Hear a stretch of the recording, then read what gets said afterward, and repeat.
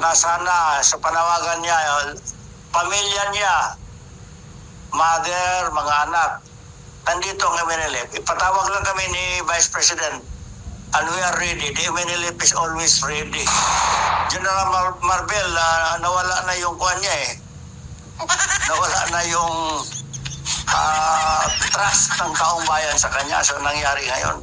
Very obvious ang ginawa na magtanggal ng security para the Vice President will be open to any accident, incident, whatever, vulnerable yan. So, parang ipamukha sa buong mundo na yan, nag-iisa na lang siya, etc. Parang matanggalan ng pwersa, talagang vulnerable siya. So it is a violation yan.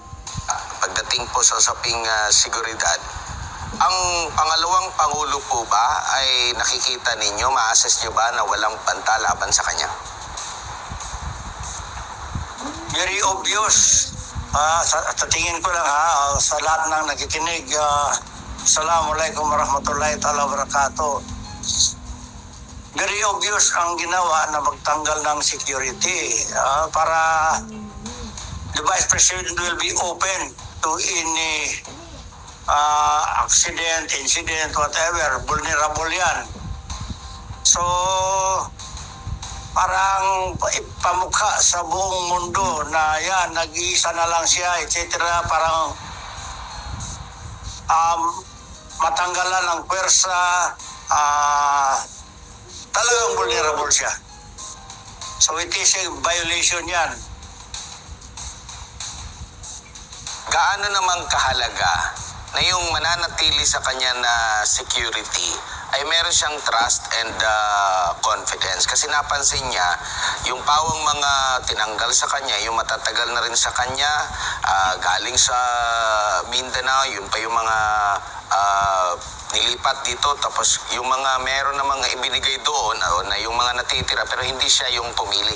Gaano kahalaga na meron kang trust and confidence sa yung nakapaligid sa'yo? Number one, pinakamahalaga talaga na yung security mo, trusted mo talaga yan. Mahirap maglagay ng security na wala kang tiwala. So, hindi ka mapalagay talaga dyan. O, deliberate yan na gano'n ang ginawa para ma-demoralize ang ating Vice President, the second highest office of the land. Dapat hindi nila ginawa kay Vice President Inday yan.